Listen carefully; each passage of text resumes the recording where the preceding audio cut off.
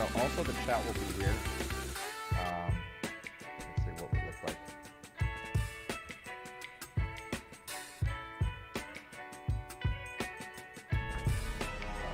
Commercials. Let's see. I just want to check the sound on here. Tan altos que tus clientes compran menos. No temas, con Mercado Pago aumentas tus ventas online en esta temporada ofreciendo hasta 12 cuotas sin interés.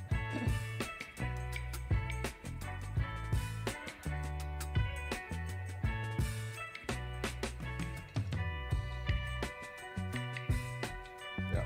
Okay. All right. So check your microphone. Say hello. Check. Yeah, there you go. Hello. Yeah. Fine on this side. Yeah, you're fine too. All right, cool. Okay. All right, so here will be the live, and the chat should be on this side too. Okay. Okay. What's up, everybody? Andrew here with the Medellin Buzz. How's everyone doing? Hope everyone's having a great Saturday. It is what, December 9th. Saturday, December 9th. I'm Andrew, and today we have a very special guest. Courtney Strickland. Yes, Miss Courtney Strickland. I've known Courtney for how long now? Gosh, I don't know. I think 8 or 9 years. Yeah, it's been. I Yeah. remember when we first met. I think we met. The most memorable meeting, I think, was Maridaje. Remember? Oh, how funny. Yeah, I forgot you about remember? that. I also remember basketball. We met at basketball? Well, at some point, the basketball crew, Yeah. I met all of the basketball crew. Oh, at your house. Yes, oh, exactly. It was like a playoff game that Gio invited us over to watch the Warriors. That's the main thing I remember. I remember that, yeah. So that was before Maridaje. I think so. I think so, yeah, that was before Maridaje. By the way, Maridaje is like a wine tasting event that happens in Medellin every year, and it's super fun. You go and you pay like 30,000, or I think it might be 50,000 now, at the door, and they give you like a glass. You hang a wine glass around your neck. Yeah, it's like, and you stumble out of there. Right. I've never not walked out of there buzzed. I was because It's you a get good free event. wine. Yeah. So, welcome everybody. Hope everyone's having a good day. What's up? Zombie farts are the worst. What's that's the best name. He's watching. He's a viewer, a regular viewer. Zombie farts are the worst. 69 way better. How's it going? Anthony Hines, how you doing? Hope you're having a great day. Great evening. It's already evening here. Unless if you're on the West Coast in the U.S., it's evening now, but it's 6 p.m. here. And today we're going to be talking about something that I did a poll on my channel in the community tab as to 4 things that people might want to, hear about or make a video about, for me to make a video about, which was buying real estate in Colombia or in Medellin, raising a family in Medellin, and a couple others. I don't remember the other 2, but I've done both of those. yeah, and she's done both of those. And a lot of people voted for to my surprise, because I have had people ask me questions about raising a family out here. But lower the music. Sorry, thank you, JVC. So I made a poll where I asked people if they wanted for me to make a video on buying real estate in Medellin, raising a family, and a couple others. And buying real estate was one of the high ones that people voted on. But to my surprise, also raising a family in Medellin was another priority for a lot of people. And it was my surprise because obviously I don't have a family. I'm single, or I'm not single anymore. I was single for a while, and so I didn't know how to answer those questions. So I'm like, okay, the perfect thing to do is invite someone that I know that is a professional that has done both of those things, bought property in Medellin, and also is raising a family here, and has lived here for a long time. Would you consider yourself an expat? Do you like that name or that term, expat? I'm not opposed to it, but I tend to refer to myself as a foreigner. But even now, someone mentioned to me just recently who has also been here a long time, maybe we can stop referring to ourselves that way also. So I'm not sure at what point we get to choose a new name. I'm not sure. I always say, because on my videos, I get a lot of people, because for the video to do well and to be optimized for, the search engine for YouTube, I have to use the keyword expat. And a lot of people, it'd be like expat living in Medellin, or I'm not even an expat. I was deported from the United States. I'm a repat. Is that a word? A repat? I was repatriated.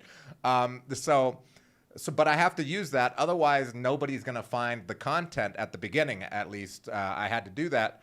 And now my channel is basically YouTube realizes that it's an expat channel. But sometimes people will be like, well, you're not expats. You're immigrants. We're all everyone's an immigrant. I'm like, okay, I know it's the same thing. Immigrant. Yes. So I'll say both now. I also just refer to myself as a gringa. A gringa. I don't have a problem. Yeah. So, guys, this is Courtney. Courtney and I have been friends for like 7 or 8 years, or maybe more. I think that's right. Yeah. And we met because Gio, her ex-husband, was part of our basketball group, and we all played basketball pretty much every other day. And I wish you could know that you're like in the good old times when you're in the good old times. Yes, it's so true. That was the good old times of basketball, playing every day. Now I'm old and everything hurts when I play, and I can't play nearly as much as I used to. But that's how we met, because her ex-husband used to play with us, and we went to her house to watch NBA playoffs. So, Courtney, I'll let you introduce yourself. Tell us a little bit about yourself. Sure. Well, my name is Courtney, and I have been living in Colombia now for about 11 and a half years. I first moved to Colombia with Gio, my now ex-husband. We were married at the time, and we went to Barranquilla because even though Gio was born and raised in Miami, he had family in Barranquilla, and we recognized that having some family would help smooth our transition a bit. We also thought that we would only stay in Colombia for a year or two until our son, who was a baby at the time, started school. And as it turns out, 11 and a half years later, we're both still here, both still living in Medellin. Wow. So where were you living before you moved to Barranquilla? We were both living in Miami. So I'm originally from outside Atlanta, and I've lived on the West Coast in the U.S. and in the Northeast, but I was in Miami for 10 years before moving to Barranquilla. Do you remember what year that was? Let's see. That was in 2012, I believe. 2012. Nice. Yeah. Yeah. That was 2 years after I got here. And in 2012, the peso to dollar was... Yeah, it was like 1,700 or 1,800 to 1. Yeah. It stayed that way for a while. For a while, and then yeah. all of a sudden it changed. After it went quickly. over like 2,000 or 2,500, that's when it just kept going up and up and up. And then I was shocked it didn't keep changing as much as at that time, because I was like, oh, well, this must be how it is. But no, turns out no. No, now we're just kind of stuck. But I mean, I think it's good. I don't really mind. Oh, no, I think it's good. Yeah. I'm all for it. So you were living in Florida. You moved with your then husband to Barranquilla because he had some family there, and your plan was to be there for a year. How long did you live in Barranquilla? We lived in Barranquilla for 2 years, and it's funny, actually, how the move came about. Gio always thinks, and I think he's right, that people believe he instigated the move, but that wasn't exactly true. My whole academic background is in Latin American studies, and so I studied a lot about this region and had wanted to live abroad for a long time and had never quite figured out how to do it.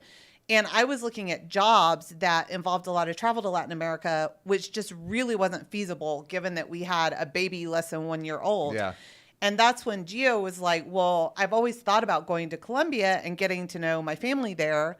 And I was like, well, I'll go to Colombia. And so that's how that happened. And we used to watch House Hunters International and talk about moving to Colombia. For those of you who may remember that cable show, I know I'm dating myself. Sorry. It doesn't exist anymore, House Hunters? I don't think it exists, but you can still buy mine and Gio's episode on Amazon. Guys, thank you very much. They were on House Hunters. I remember that. And Gio showed us. And it was so cool because your son was just a baby. And for some reason, Gio was dressed just like your son. And the episode, I was like, this is the best. We rode Gio on that for like, on the basketball court for so long. We actually went into reruns. Thank you very much. Yeah. But it was a good episode. So in the episode, you guys were hunting for a house. But you weren't looking to buy, you were just renting, or were you buying? We were renting Okay. at the time. I think that was actually one of the first seasons of House Hunters International, so they weren't too picky. Yeah.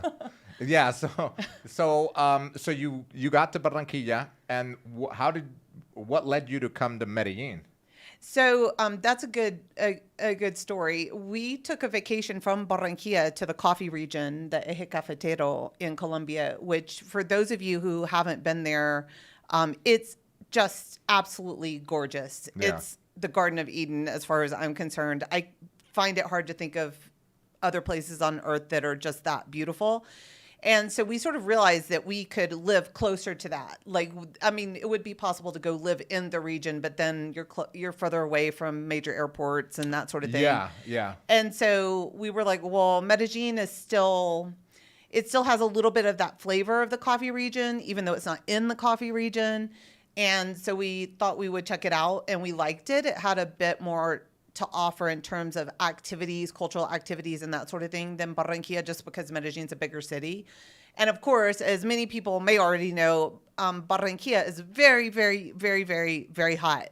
I say that as a heat tolerant person, and it's hot. Yeah. And Medellin's climate is more agreeable, so we made that move. Yeah, and imagine, so she's from Florida, or you lived in Florida, and you thought Barranquilla was way hotter? Actually, I had a Colombian friend in Miami before I moved, and she's like, "You're moving where?" And I said, "Barranquilla." And she's like, "You realize that is like exponentially hotter than here," referring to Miami. And I really didn't believe her, quite frankly. And then I got there, and I'm like, "Oh, This is what I you see." meant. And it's all year, too. It's all year. You get trade winds in January and February, but they really just blow everything around more than they cool it off. That's funny. So, okay, so you got to Medellin, and were there any major like culture clashes when you first got, I guess, to Colombia and or Medellin as well, that you can remember? Yeah, I can remember a few. I mean, some of them, I wouldn't say they were cultural. We definitely had some unexpected logistical issues that I can get into if you want, for those of you who may be thinking of actually moving. Yeah. But in terms of culture, there's two things that I've sort of concluded in my years here. One of them is what I jokingly refer to as the Colombian no. For those of you who may not be familiar with Colombian culture, it is one of the most courteous cultures that I have ever come across. Like, people are just extraordinarily polite and friendly and agreeable, which is a wonderful thing. It makes it great to live here. But people can be courteous to the point of not telling you no. So you might say, I mean, even in a business setting, like, for example, I wanted to take my dad on a fishing trip, and I called this guy who ran a fishing excursions. Right. And he told me for like 4 or 5 different calls, "Oh, I'll get back to you in a couple of days." And he never got back to me. And that's when I realized this is the Colombian no. Yeah. Like he's just doesn't want to tell me no, but he can't do it for whatever reason. And once I understood that was what was happening, it made my life a lot easier, because then I could interpret what was going on. Yeah. And this is something that I've shared with other foreigners who've come, and they're like, "Oh, now I get it." Yeah. So that was a useful thing for me to know. The other one that I have sort of hung on to, and I didn't come up with this, a friend of mine did, the Colombian rule of 3 to 5. This is with bureaucratic red tape and such in Colombia, of which there can be a lot. So you can have to run around to a lot of offices in person to do a lot of things. It can be a little tedious, a little frustrating at times. And sometimes it takes 3 to 5 attempts to get thing X done. But then once you realize that that's just how it is, then it becomes more okay, if that makes sense. Like, the first time you fail, instead of despairing and being like, "Well, I'm never going to be able to do this, I can't," you're just like, "Okay, that was number 1. And now we move to number 2. Yeah, you got to go to 3 to 5. Yes. That's so true. My business partner in the Medellin Masterclass, AK, he basically gave up on getting a bank account opened here. Exactly. And he only has a passport. He doesn't have a cedula yet. So he went to Bancolombia. He went to 2 branches, and they both just turned him down. And I'm like, so what I did was I'm like, okay, let's not go to Bancolombia. Let's go to BBVA. And we went to the BBVA, or I went to the BBVA by myself, and I asked, and I'm like, do you open accounts for foreigners? And it was the one on the Golden Mile, on Ciclovia. Yep. Yeah, and the lady that was helping me there, because I have an account there, she's like, yeah, we do. I'm like, and they only have a passport though. It's like, yeah, as long as they can verify income and these other things, they can. I'm like, are you sure? And she's like, yeah. So I told AK, and he went and he opened up a bank account there. So Exactly. it's exactly true, guys. If you get a no in Colombia, it's not a definite.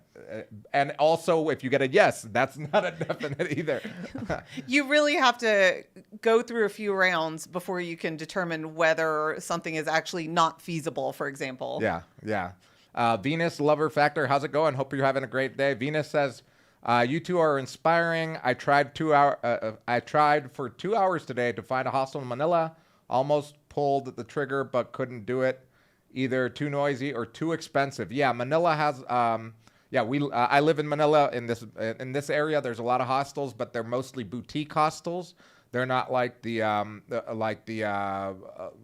giant hostels. There are a couple big buildings like Los Patios, but they're more. The majority of them are boutique hostels, and those usually are more expensive, especially right now because December, the demand has gone up. December can be a bit of high season now, it seems like to me. Yeah. I don't know the official statistics. It's like adding high season to an already highly touristy area. Right. Which is crazy. And we'll talk about that because she also has an Airbnb apartment that she bought in the same building where I have mine. In Manila. Down the street in Manila. So we'll talk about that here in a sec.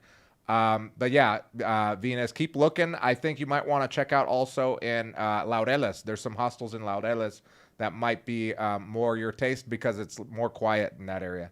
So we were talking about what? Oh, culture clash. You said something logistically. Oh, so when we first moved here, and this has gotten a bit easier for people. So Andrew, you may have more up-to-date info than I do, but we were not aware of the money that we would have to put down to get a long-term lease on an apartment. So in our case, we wanted to rent something that was unfurnished. We did not want to move all our belongings from the United States. We wanted to just move a few things. And as it turns out, most of the time you have to have a co-signer, like someone who will basically back up your rental of the apartment. Yeah. That's true in some places in the U.S. also. But in our case, we had family in Barranquilla, but there are very strict requirements for who can qualify as a co-signer. And we literally didn't know anyone who could qualify to co-sign for us. Yeah, because the co-signer has to like own property, and make X a amount certain money. amount more than the monthly rent. And we were looking at renting quite a large apartment. And so we ended up having to put 9 months of rent in a CD, which is basically like a massive security deposit. So it's not like you can put the 9 months there and then not pay for the next 9 months. You have to continue to pay the rent normally. Yeah. And we weren't anticipating that. So we ended up living with very sparse furnishings for a while because we put all our cash like into the CD for the rent. And then let's see, what else happened when we first came? That was the major thing for us. We just weren't aware of that.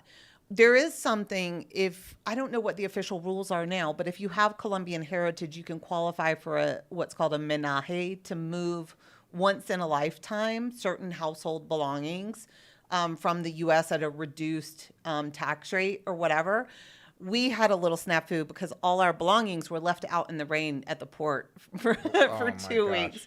Yeah. So fortunately, we hadn't moved a bunch of furniture. So our material losses in terms of the cost were not that great. Wow. But we had the entire garage of our condo building at one point filled up with our wet stuff trying to air it out. That's crazy. I got to look into that menaje thing. I've never heard of it. I have to check it. Yeah. So if you have Colombian heritage, you can get a discount on moving, once in a lifetime discount of moving all of your belongings from another country into Colombia. Now, this was 12 years ago. So Right, I might have, change. and if we know anything, Andrew, it's that everything changes. Like by the hour. Yes, with regard to visas, the rules, etc. It's a moving target for sure. And so I have no idea if it's the same now. It could be totally different. Right. But at that time, yes, you had to get the permission through the consulate. Yeah. But you could move items at a reduced rate. Okay.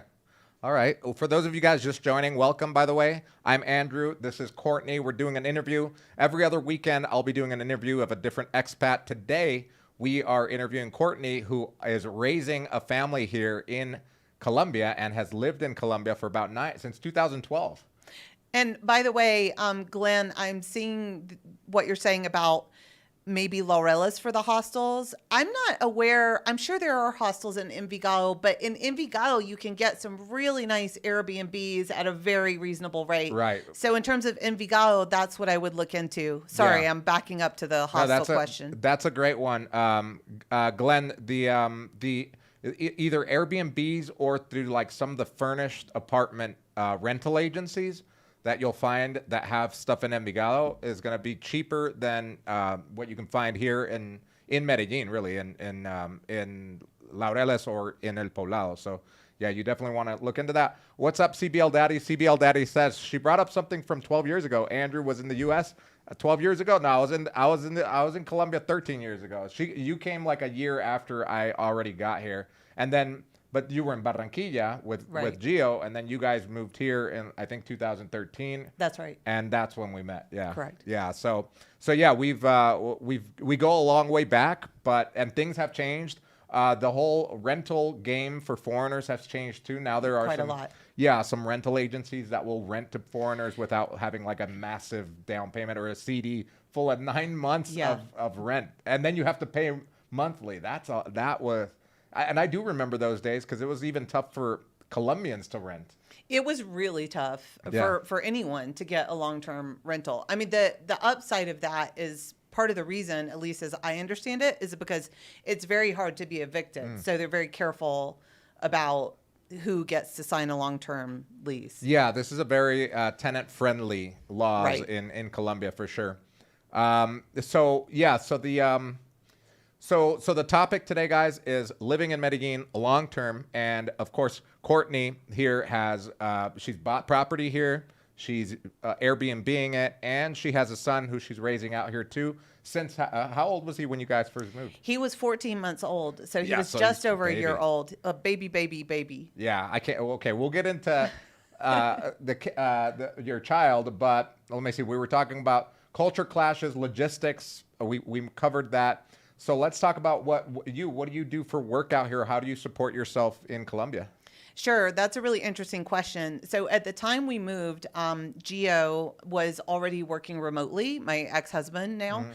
And I was working semi-remotely for a nonprofit. And I thought that I would have to give up my job and start something entirely new here.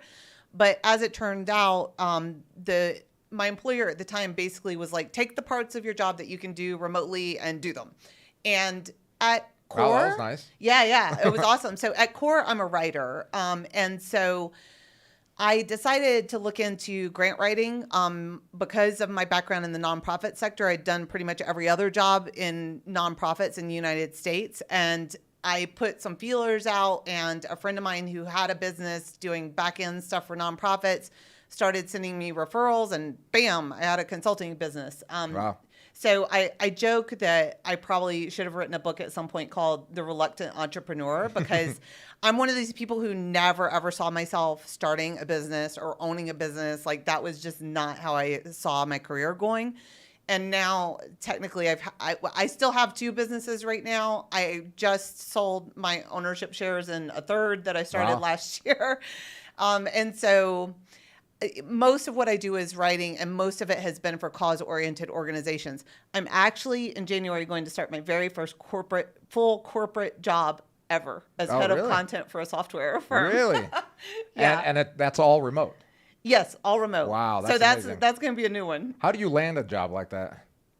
Well, in my case, I have found that networking, there's no replacement for it. I mean, I have never even marketed for my consulting firm because the network that I built in Miami and South Florida was strong enough to support what I needed, because I didn't really have grand plans to build a big, huge business. Yeah. So for me, for what my needs were, networking has always sort of been enough. Yeah, yeah. Yeah, that's amazing. I do get a lot of questions on how people can, find remote jobs to come out here and live, because a lot of people want to come down here and live down here, even if it's just part-time, like 3 or 6 months out of the year. But what holds them back is the fact that they can't find like a remote job where they work. But that's a really good tip. Is networking is huge for me. For my business as well, like I don't get new client for my digital marketing business. I don't market the business. I literally love the clients that I have, and then I'll add on 1 or 2 a year from that network, which is more than enough. And so that's I think also you were telling me that you're a nerd before we get started. You're like, Andrew, I'm a nerd. And I think it helps to be a nerd because people want to work with nerds. Like I consider myself a nerd, obviously. Like this, I've got like a whole studio set up here. But people want to hire nerds. So if you network and you also can back it up with great work ethic and great output, you're gonna get jobs. But yeah, it could be tough sometimes. It can be tough. I will say that I think post-pandemic, one of the good things is that there are more and more remote work opportunities out there. And I found that with people I know, at least, even if someone was traditionally going into the office, employers are so much more open to considering a different arrangement at this point than they used to be. So that's a good thing. And also, it's just, you have to tell people what you want. I mean, that's the thing. That's true. Yeah, because sometimes I think, especially when you're younger, right? You go into a job interview or you're applying for a job and you're expecting them to tell you what you get instead of you making some demands, right? Right. And or if you're wanting to start a business, you have to tell people about it. True. At least in my experience. Within limits, because obviously you have to protect your niche or whatever, but telling people about it will often get you a long way because people generally want to help when they can. Yeah, true. Medellin asks, Andrew, are you single? Asking for a friend. Wait, me or Courtney? Me, I'm not single anymore. I'm sorry. I know I'm breaking everyone's heart. I am super single. She's single and ready to mingle. Let's go. That's right. Okay. Okay, Spider. What's up, Spider? How you doing, Spider? Hope you're having a great day. Glenn says, thank you. Airbnb does look much cheaper in Envigado. Courtney, I'm a writer too, and I wrote a 300-page book and a patent for an invention in Australia. Wow, congrats. Yeah, I still haven't done the book thing. I'm kind of kicking myself over that. So congrats. I need to do one too. I need to make a book. Joey, what's up? Joey says, I buy an apartment in Bello in front of Parque Fabricante, 3-bedroom, 2-bath for $79,000. And I freaking love it. The complex has a pool, gym, jacuzzi, sauna, basketball court, and nice area for kids. I know. I have an apartment in Bello. I don't know if you know. Oh no. I have an apartment also in Bello, which I'm actually trying to sell because I just don't want to do an Airbnb out in Bello. I had a Colombian family living in it, and they were renting, and then they moved out, and I was like, okay, do I want to rent it again? And it barely covers the cost of really keeping that apartment, really. So I'm trying to sell it, but I love some of the Bello areas. The apartments they were building a racetrack around a lake. Near Fabricante, actually, and the racetrack never was built because of COVID. So that whole plan to build like this amazing park and an actual Formula E racetrack and hold races, like international races. The plan went bust? It went bust. I didn't know that. Yeah, it was crazy. Wow. But the apartments are still very affordable there. So it's true. I mean, there's some really nice areas. Yeah, there are. Ian says, Joey says, I love Medellin. Yes, we love Medellin. Ian McDonald says, what do income taxes look like in Colombia for remote workers? Ooh, good question. Yeah. Wait, is there a follow-up there? There's little info online, and it's what's holding me back from solidifying my decision. Okay, Ian, so let's talk about, because you have insight on this, and I have insight. We both have businesses. We both make money from the U.S. I'll go over my structure a little bit, but let's ask Courtney first. What's your insight on this? Well, I'm really interested to hear your structure, Andrew, but my structure has changed over the years. Because I think, first of all, it is a really complex question. Let's just start there. And this is definitely an area where you're going to want to involve experts. I mean, at least for me, that was necessary. And so I have an accountant in the U.S. who's specialized for expat accounting. And I have an accountant here in Colombia. And at this point, I have a business in Colombia, which helps facilitate things tax-wise in both countries. But long story short, you have to declare worldwide assets in both countries. Well, you have to declare worldwide assets in Colombia. Yeah. But you cannot be double taxed. So, for example, if you pay your U.S. taxes first, whatever you paid in the U.S. will be deducted from what you owe in Colombia, or vice versa if you do it in the opposite order. It is a pain because in my case, and I'm not sure exactly when this kicks in, I do have to file taxes in both countries. Yeah, you do, yeah. And I have to file personal and corporate taxes in both countries because I have businesses in both countries. And so the whole thing is a bit complex, but that's the basics. And you kind of can't get out of filing in the U.S. You might be able to come in under an exemption if you make less than a certain amount of money. Yeah, but I mean, filing doesn't mean you have to pay, too. Correct. So first of all, let's get that straight. Filing taxes is different than paying taxes. And when you file taxes, depending on your income and your expenses, you're going to have to pay a certain amount.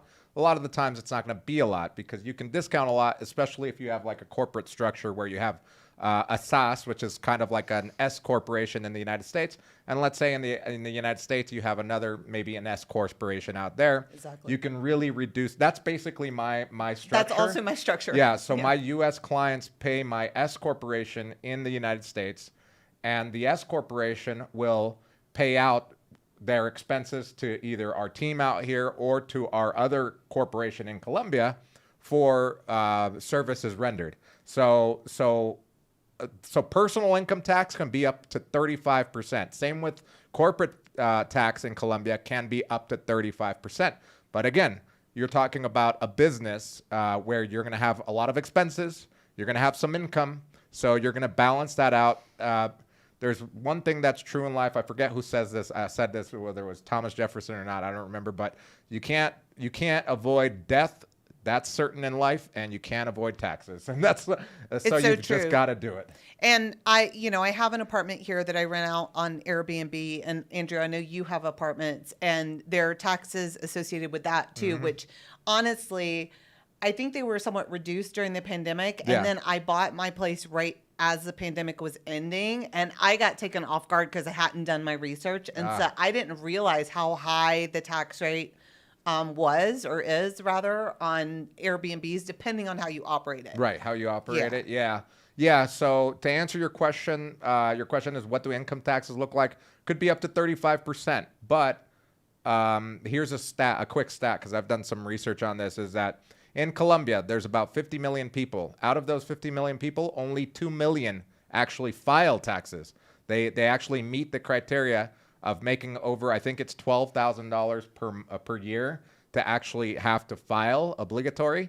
And out of those 2 million people that actually file, only 1 million people actually pay any taxes. So it made me realize, like, no wonder this country is there's some streets that are unpaved. There's roads that are garbage sometimes on the road and stuff. It's like, where do they get this money? And then on top of that, you got a government that's probably stealing half of whatever's being paid. So it's a miracle that we got things that are great here. But I think particularly Medellin does a really good job of allocating funds towards the city, because it's literally one of the most beautiful, if not the most beautiful city in all of Colombia as far as like cleanliness and transportation wise, right?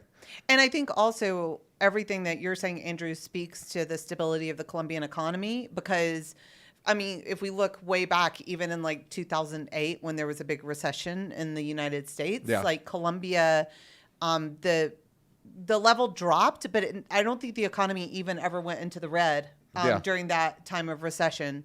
So unlike a lot of countries in Latin America, there's a pretty high level of stability here in terms of the economy. Yeah.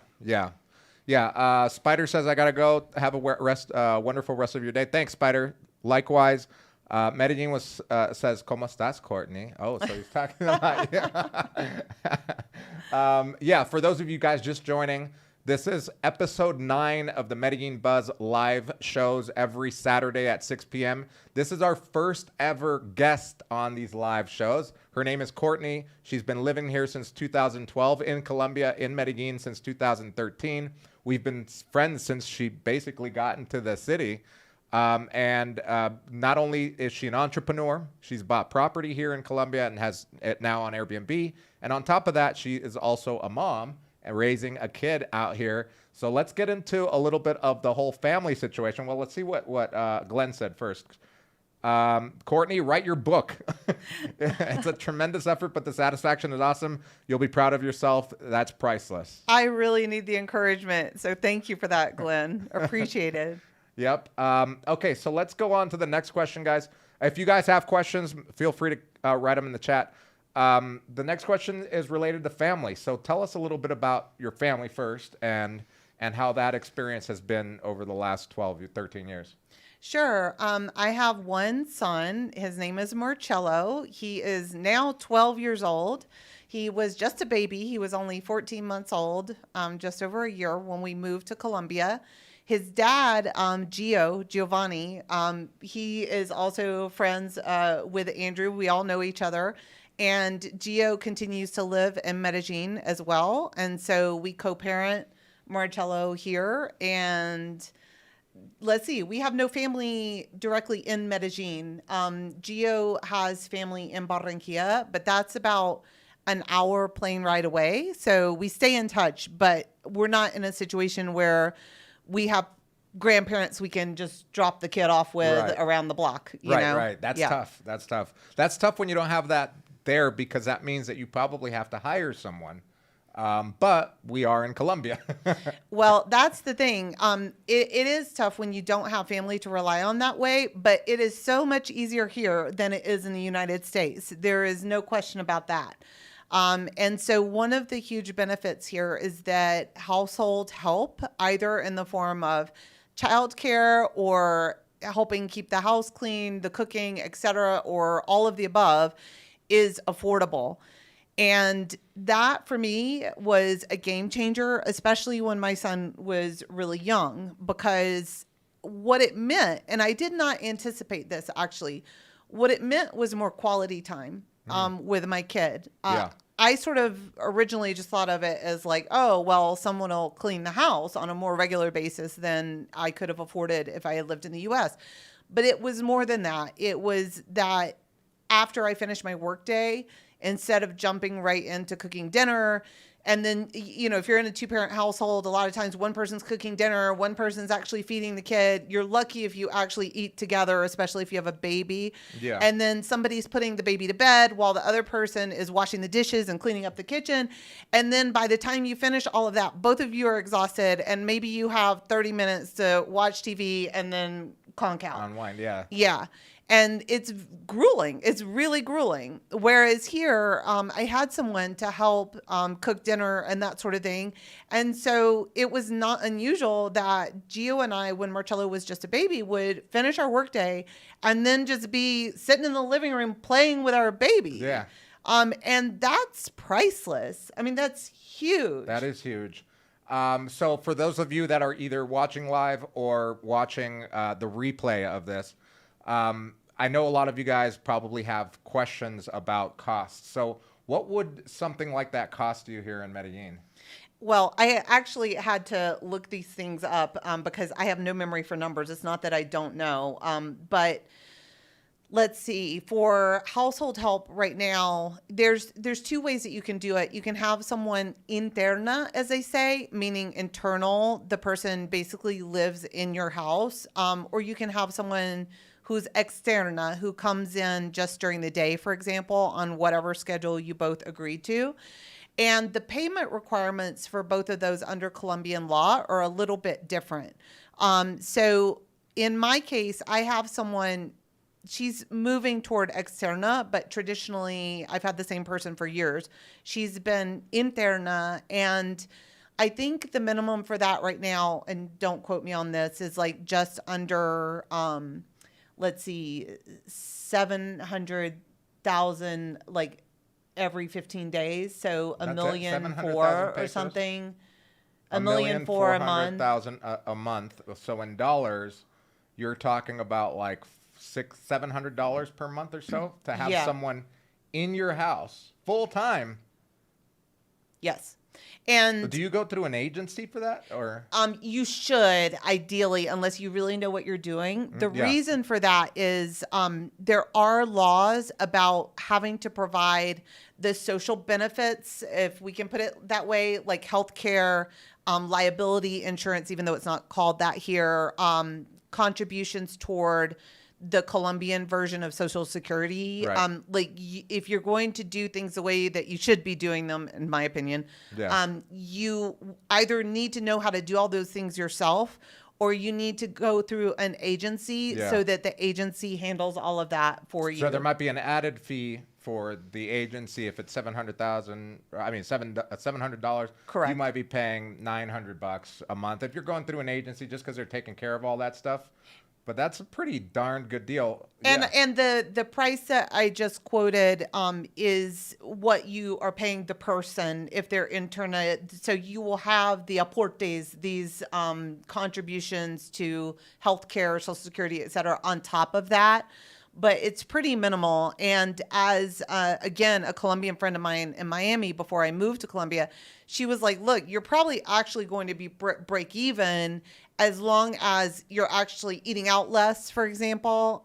And, you know, if you're single, it may be that you want to eat out all the time or not. Depends on the person. Yeah. But if you have a family, a lot of times you're not really wanting to go out anyway. Like if you're especially if you going got a out, baby. it's like necessity. Yeah. And so I found that to be very true. Like we were really spending almost the same as we would have not having someone, because we were saving money by not eating out and that sort of thing. Okay. Yeah, that's great, because I think about, like, for example, just my cleaning lady. I pay her, she gets paid about like between $200 and $300 a month. But she's not full time. She's just part time. She comes a couple days a week, cooks, cleans, and she's been with me for years. So that makes sense. The 700 to 900, depending on how much you're paying into Social Security, health insurance, etc.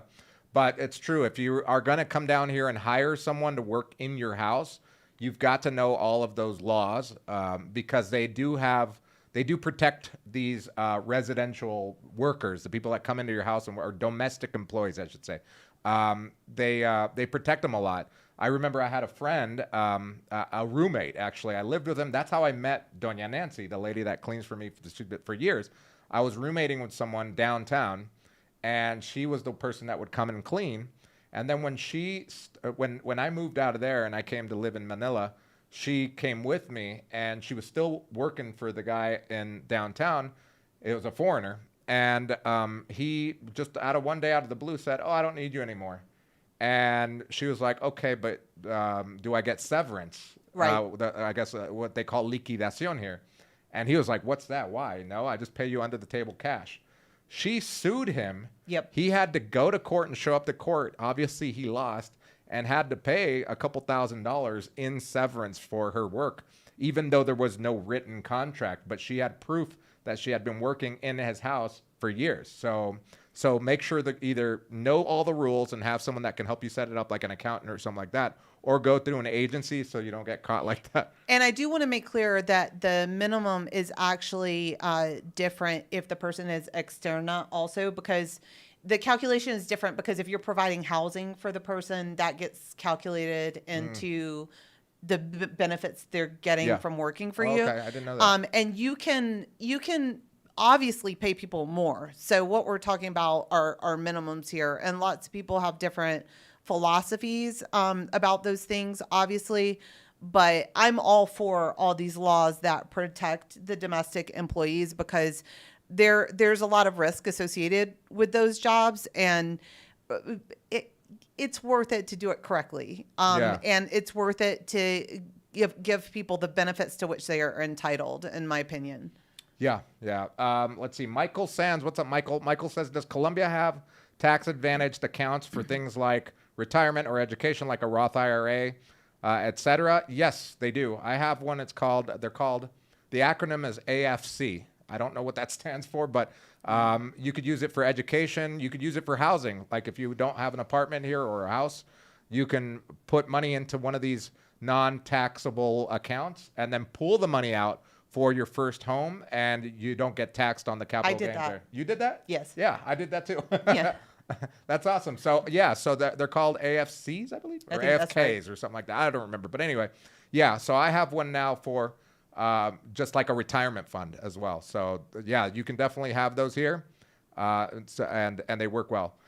Oh, so I also see, the question about the IRAs and that sort of thing. One thing that I've learned, I don't know how you feel about this, is Colombians tend to buy real estate as sort of their investment to pass on to the next generation, if that makes sense.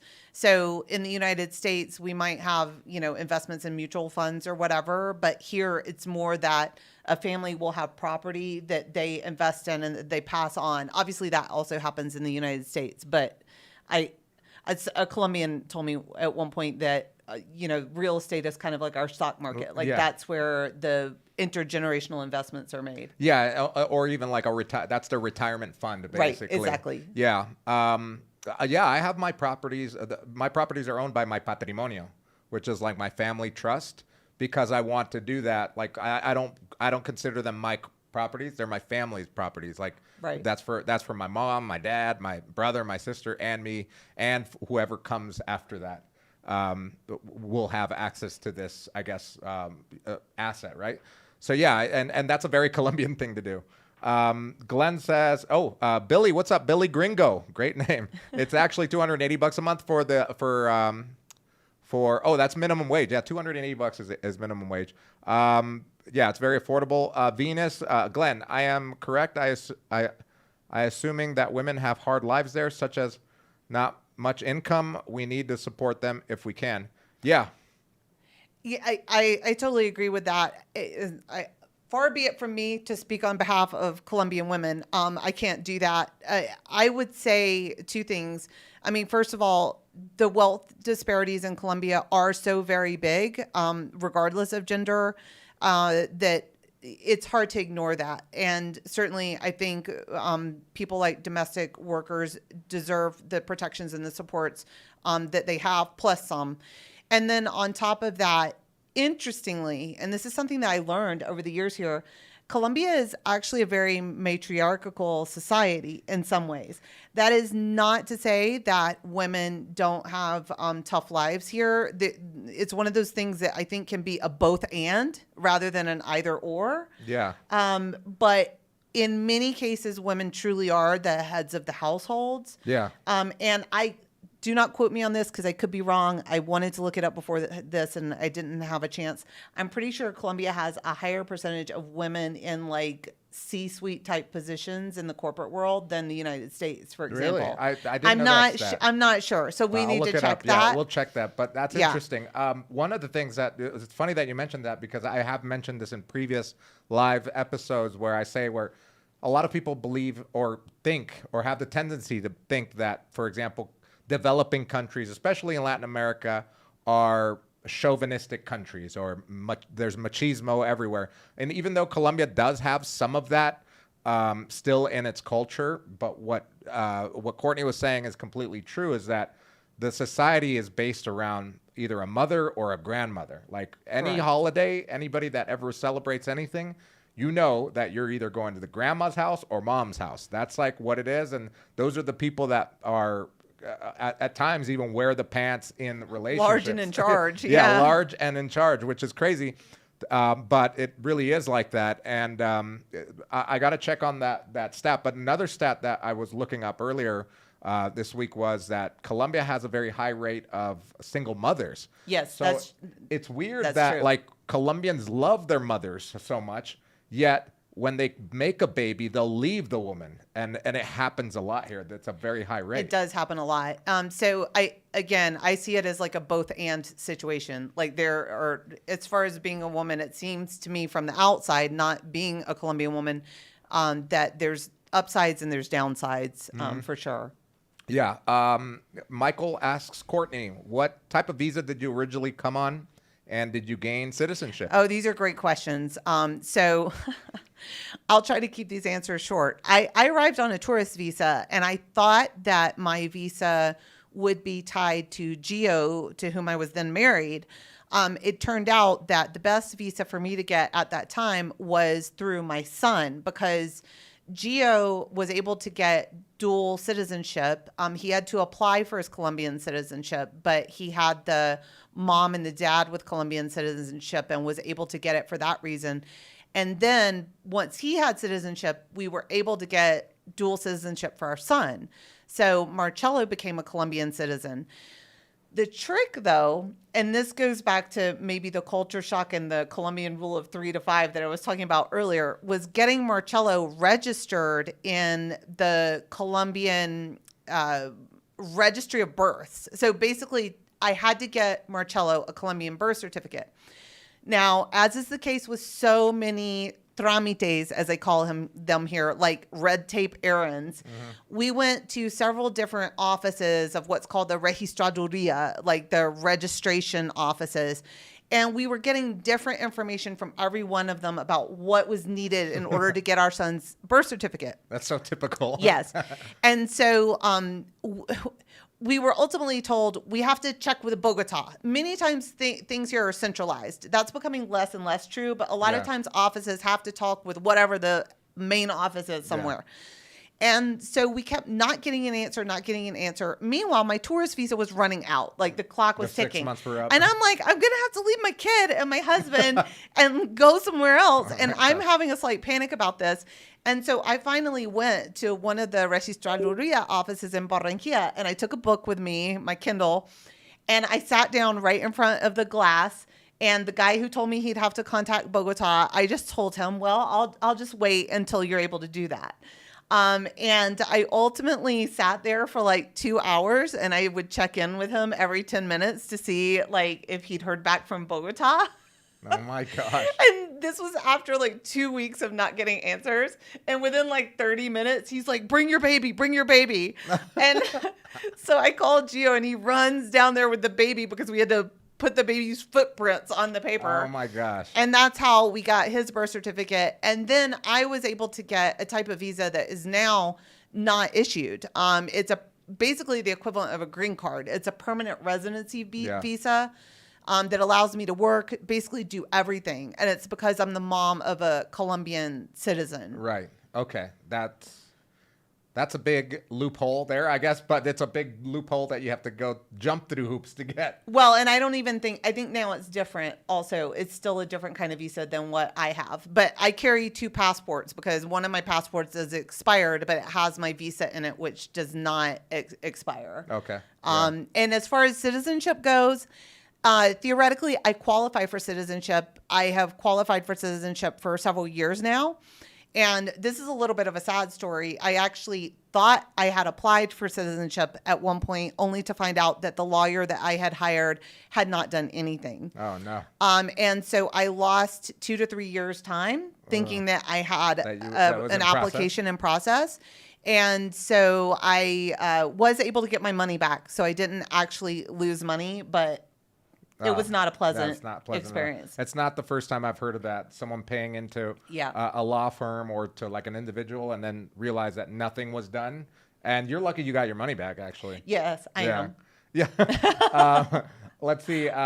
David G. What's up, David G? David G says, what I lost it. Oh, sorry, a little off topic, but have you seen the 80s movie Born in East LA? Totally reminds me of your story, Andrew. Orale. You've seen that movie? A long time ago. I saw it in the 80s, like when it came out. It's Cheech from Cheech and Chong is in that. Yeah, I remember that, of course. Anthony says, hey, Andrew, can you have a future live episode with a tax lawyer and an accountant? Yes, we definitely need to have one of those. I'm going to have Mateo on in 3 weeks. Mateo is a real estate lawyer, and then his partner's an accountant too, or a tax lawyer here. So we'll have that in the future. Glenn says, Strong ovaries, Courtney.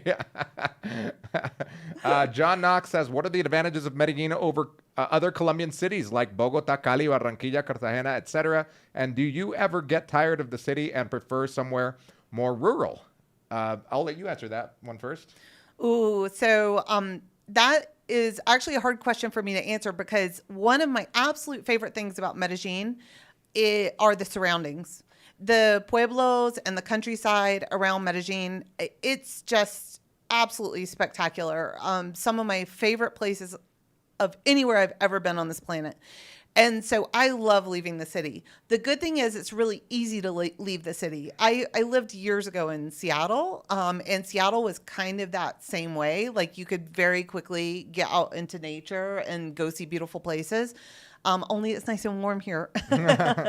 And so I have thought about moving somewhat out of the city, but ultimately I still like to be where there's something urban. Now, some people find Medellin to be actually a bit of it's not a small city, but some people prefer Bogota, for example, for being sort of more of the business center. Yeah, and cosmopolitan. Exactly. And, you have a huge selection of restaurants and stuff. Not that Medellin doesn't. Medellin's pretty good now. Yeah. It's really come a crazy long way. It's gotten way better. Yeah, but some people actually like cities that are even bigger than Medellin. But for me, Medellin's a sweet spot of a small city that has still maintained its sort of country identity, so to speak. Like it's small town feel. Yes. Yeah, that's true. I completely agree with that. I lived in Bogota for 6 months, and I liked it coming from, Southern California, living near LA, which is a giant city as well. I liked Bogota.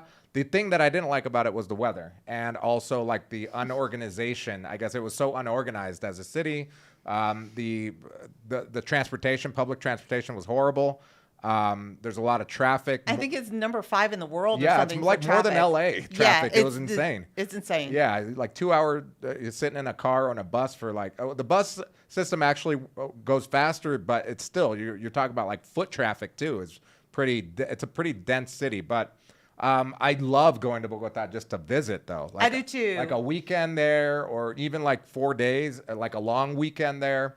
Checking out everything that there is to do there, going to the different like touristy areas there too as well. I love doing that. And the little towns around there too are cool. Yeah, I'm totally down for that too. But it is nicknamed the nevera, like the freezer. Yeah. And people in the United States are always surprised when I tell them, well, not always, a lot of them, when I tell them that the climate is like Seattle or London. I mean, Yeah.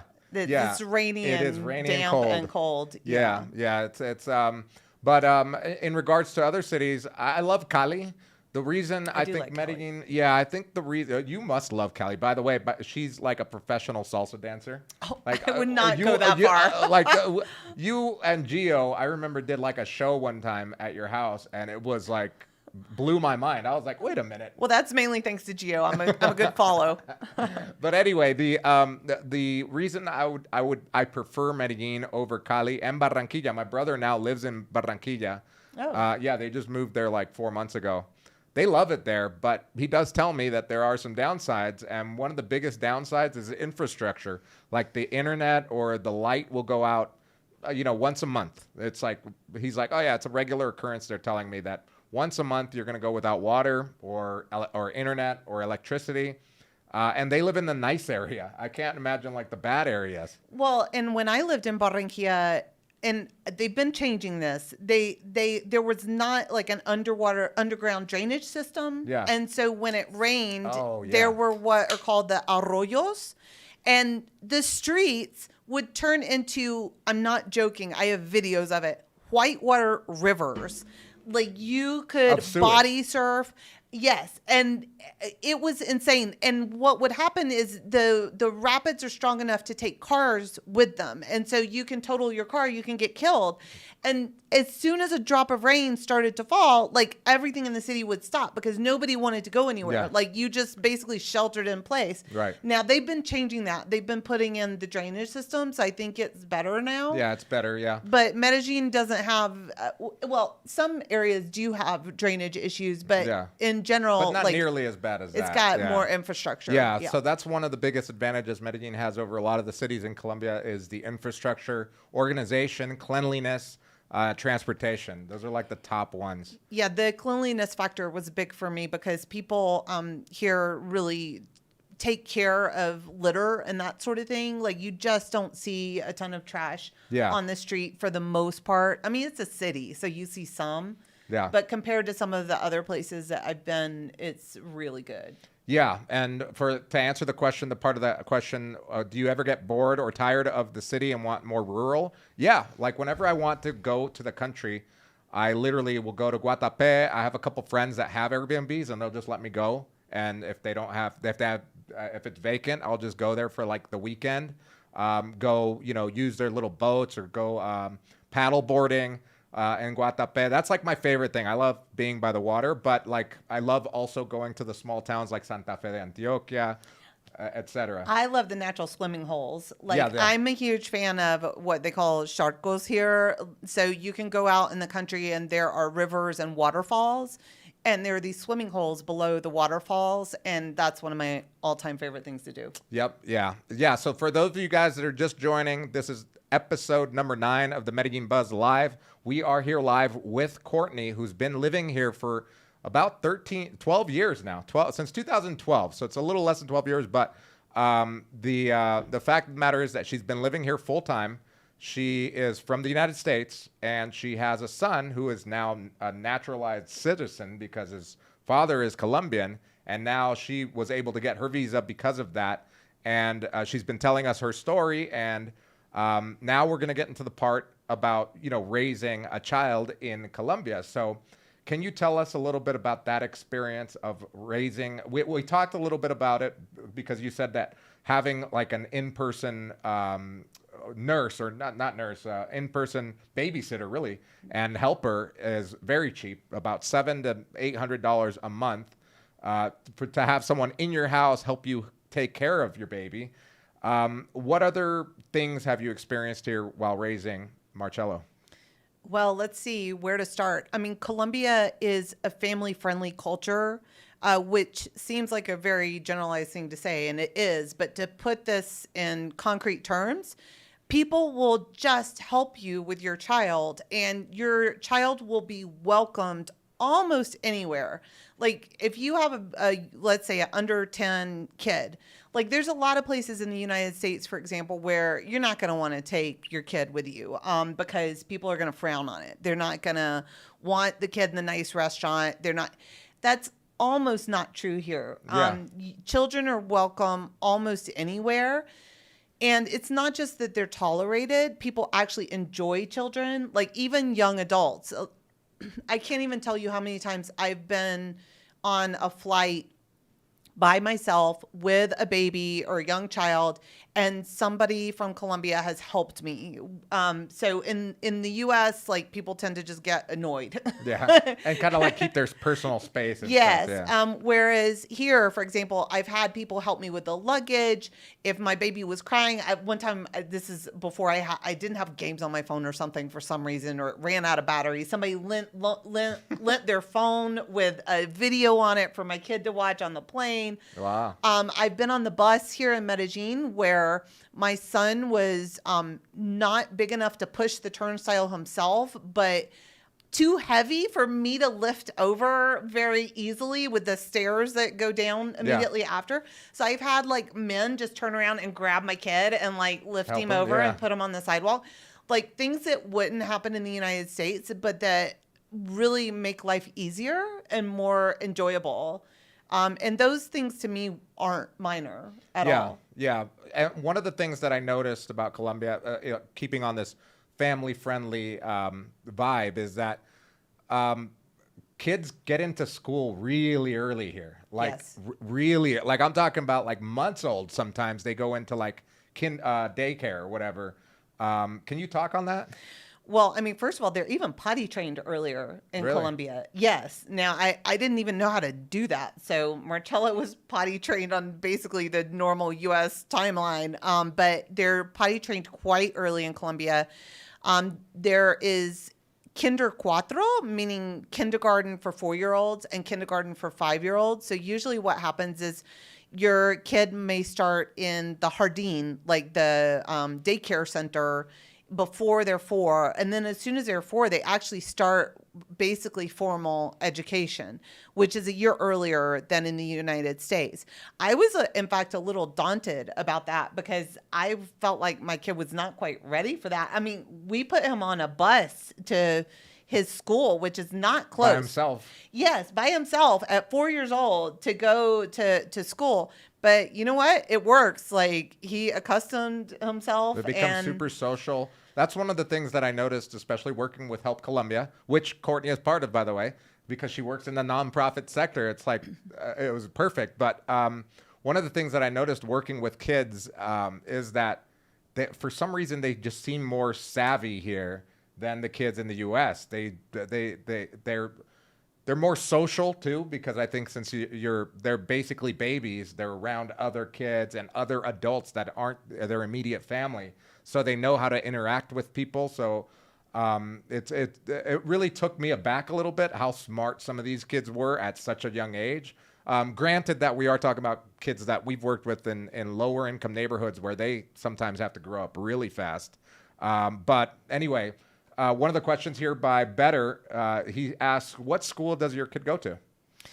He goes to a school called the Columbus School, and the Columbus School presents basically as sort of an international school, but the reality is that the population that attends is still almost entirely from Antioquia, the state that Medellin is in. And one of the things that I was not aware of when we moved from Barranquilla to Medellin is that for the private schools in Medellin, you have to get on the list to get in really early. So a lot of times people get on the list when they're pregnant, for example, and I just had no idea. And then you have to have references and that sort of thing. And so we had to really scramble. And actually, I think the only reason that Martello got into that school was because my mother, who does not speak any Spanish at all, came to visit, and we went to an event for the daycare that Martello was in. My mom found the one English-speaking person at the event and chatted her up. This goes back to our networking comments. And it turned out that she was very well connected at the school and really helped pave the way for me. Sandra, I still appreciate you to this day. And she helped us navigate that process, because you have to have, at the time that we applied, 3 letters of reference, and they have to be from people who either attended the school, have kids in the school. I think that's it. And we didn't know anyone who fit that. So I will say, I don't know how much this has changed, but sometimes the systems have not quite updated themselves to having the quantity of foreigners in Medellin that there are now. Like, because you can't have a school that's bringing in a lot of foreigners and have a requirement that all the letters of recommendation be from people who either have kids there or who went there, because the foreigners aren't going to know people. But I would suspect some of that has changed, but sometimes the systems are a little slow to catch up. Right. Glenn, thank you so much for the $5 donation. By the way, guys, all donations are still all going 100% to Help Colombia for their Christmas events. Oh, that's awesome. Yeah, so thank you, Glenn. You're definitely helping there. Glenn. Support the kids, Glenn. So I've been doing a ton of research, because a little secret here that I've only told all of my friends, basically, and my parents and my family. My girlfriend is pregnant. She didn't know either. I didn't know. Congratulations. You just met her. Wow. Yeah, Manuela is pregnant. So I've been doing, again, I'm a nerd. So I've been doing a lot of research, and what you're saying is absolutely true. I've already called Colombian Americano, and the baby's only 3 months in her belly. Exactly. It's like I've already called them, and they said, okay, you're on the list for an interview, but we know somebody at Colombian Americano, so we might get a letter. So that's huge. So let's talk about cost though of Colombian Americano. I did some research, but I'll let you answer. How much does it cost per year for your kid to go into By the way, Colombo Americano is like the number 2 school next to Monserrate, right? Monserrate, those are like the top 2 elementary schools. You're talking about Columbus? Sorry, Columbus. Okay, because sorry. Colombo Americano is the a language different school. one. Yeah, Columbus school. Sorry. Yes, Columbus school, and then I think Montessori may be the one that you're thinking of. Which, Montessori. Yeah. by the way, for those of you who are actually looking at schools in Medellin, the Montessori school is a very good school, but it has nothing to do with the Montessori philosophy that Montessori schools in the United States use. So sometimes there's a lot of confusion around that here. Yeah. So for the Columbus school, I actually wrote this down. So if you see me looking at the page, that's why. I have the cost broken down monthly. So basically, including the monthly fee for the private school, the bus, the food at the school, you're talking about 3,500,000 pesos, which is around $873 US per month. Now that doesn't include, any extracurriculars or that sort of thing. And of course you could drive your kid yourself. But one of the things that is a bit particular to Medellin is a lot of the private schools are just out of town. And so it's actually quite normal for the kids to have a very long bus ride, and they just grew up that way and they're used to it. Yeah. But the schools are usually not right around the corner, if that makes sense. Yeah, they have to get on transportation. Right. So we're talking what, like $9,000 a year or so for a completely private school. Now tell us about this school. I did some research, but are the classes in English? The classes, let's see, Kinder Cuatro, the 4-year kindergarten that they go when they're 4 years old, that's in Spanish. Starting with the 5-year-olds, they start speaking English. And then after that, the only classes that are in Spanish are social studies and Spanish class. The rest is in English. So the kids come out speaking completely fluent English by the end. And I mean, in my kid's case, he's fully bilingual, but Yeah, I it's amazing. actually wish that he spoke more Spanish than he does. Well, it's probably because at home he's also speaking English. But most of the kids that are going there, like you said, are Colombian. So they're speaking Spanish at home. Yeah, pretty much their daily life is in Spanish. But I remember for my Cholo's birthday when I went over, all his little friends spoke perfect English. Yep. And their parents were Colombian, and they didn't speak English, most of them. I was like, this is awesome. If I ever have a kid, my kid's going to that school. So that's why now that Manuela's pregnant, I'm like, he's the baby, and we know it's going to be a boy. I'm like, gotta go. So I got a huge question, being another, I guess, guy. Well, what are the sports like at Columbus School? Like, do they do sports there? Yes, they definitely do sports. So you'll be able to relate to this. My son is definitely into basketball. Let's go. So he plays on the school team. And No way. They got a team too? Oh, my goodness. yeah. All right, yeah. Totally. It's going to be completely... They have basically every sport out there. The only thing that Columbus doesn't have that I'm not sure I understand why they don't have it is swimming. Because they have a huge campus. A lot of these private schools have campuses that look like a college campus or something. I know. I've seen pictures. And they, for whatever amazing. reason, they don't have a pool. And a lot of the schools do have pools. So they're missing the swimming. Other than that, they have pretty much every sport out there, and also just a really wide range of extracurriculars. One thing to know about Columbus, and I'm sure it's true of some of the other private schools as well, you come out with an international baccalaureate degree, Okay. which is basically, I don't know the technical requirements, but it's the equivalent of a U.S. high school diploma. And so you can seamlessly go into the U.S. university system, for Wow. example, That's huge. without having any issues. So that's one of the main reasons why we wanted to be there or Yeah. at a school that had that. And for those of you who are thinking of perhaps coming just for a year or two or something like that, and then going back to the U.S., you may want to look for schools that offer the International Baccalaureate program, because they're more likely, at least as far as I understand, to have curriculum that is in keeping with all the standard U.S. goals. So Right. make it easier on your kid. Right. Okay. That's really good advice. Let's see. We've got George and John and Michael, or George and John say congrats. Michael Sands says, your boys can swim. I remember that Seinfeld episode. Yeah. I remember when George almost got that lady pregnant. He's like, my boys can swim. He's all excited. Medellin, congratulations. MBA, better says, yeah, the Medellin Basketball Association. We're going to bring that back to life. Yeah, so, okay, so your plans with Marcello are, do you guys have plans for his, like, university? That's a really good question. He doesn't know yet what he wants to do. I, like many parents, am slightly terrified of the cost of many private schools in the United States. I think it's completely out of control. And so we'll see what happens. There are good schools in Colombia. I actually went to grad school here also, really? which is another thing. I have to give a shout out to my domestic employee, Dora, who's been with me for, I think, 7 years now. Dora is absolutely amazing. And one of the things that Dora really helped enable for me is that even though I was basically a single mom, I also got a graduate school degree here in Colombia. Wow. So in any case, the point is there are good, institutions of higher education.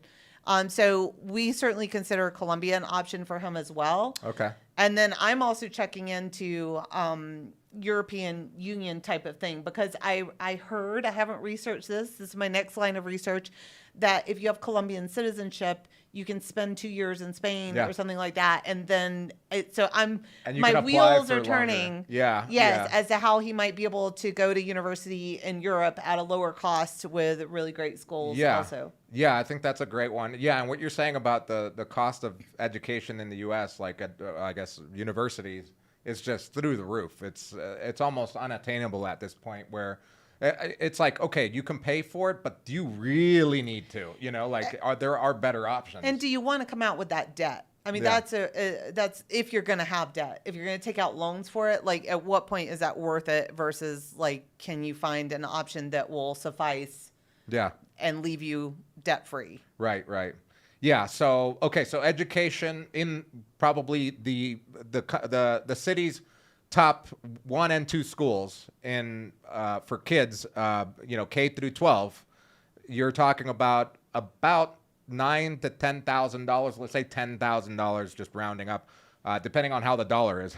$9,000 to $10,000 per year to have your kid at a private school where the campus is basically like a university campus in the United States, or like even like a junior college in the United States. Mm-hmm. I remember seeing pictures of it, and I was like, this is amazing. This is like the junior college I went to for like a year. And then on top of that, you've got your domestic help, maybe even like tutors or anything extracurricular that kids do. There's so many. One thing that I've been doing since now my girlfriend is pregnant, I've become a nerd at all of this. There are so many extracurricular things that kids can do here, from learning how to swim as babies, like literally there's like baby swim classes. Yes. Did Marcello do that? He did. We started him with swimming really early in Barranquilla. Yeah, so that's like normal here. To like, for example, like little science classes. Yes, Marcello's done those too. Yeah, I've seen. Now I don't know. How does Instagram know that my girlfriend's pregnant? I get like these ads for like, take your kid to summer school and learn science. And I'm like, what? How is this? I've never seen it in my life, and now it's coming to me. It's weird. I think they're listening to me. They know. I read something at one point about Target being in the United States, the store Target being so good that based on your purchases, they could tell whether someone was pregnant or not. I don't think it was a joke. It was like an actual study. Yeah. That's huge. But let's see, what were we talking about? With education, the cost of education. I was going to say they have here what are called vacacionales, where during the summer break, although here, one thing to know, there's 2 school calendars. There's the A calendar and the B calendar. The A calendar has their biggest break over Christmas time. And so that's kind of like their summer. Right. And the B calendar has the biggest break over what we traditionally think of in in the U.S. as summer. Yeah. And so during those big breaks, all over the city, there are different activities you can sign your kid up for that are essentially like day camps. Yeah. But they're themed day camps. And so you can do a robotics day camp. You can send your kid to like an outdoor survival type day camp. That didn't go over real well with Marcello. Really? Yeah, we did that one year. He's like, yeah, no. I don't want to do it again. But there's a lot of great offerings that way for sure. Yeah. And so again, very huge advice there, or even just insight that Medellin, even though a lot of people do come down here, especially tourism comes down here to party, to do like the regular touristy things, look at go to sightseeing, etc. Medellin is very family friendly, and now more than ever, if you want to touch on this and on your view, how do you view tourism that has shifted now, where we see more families here?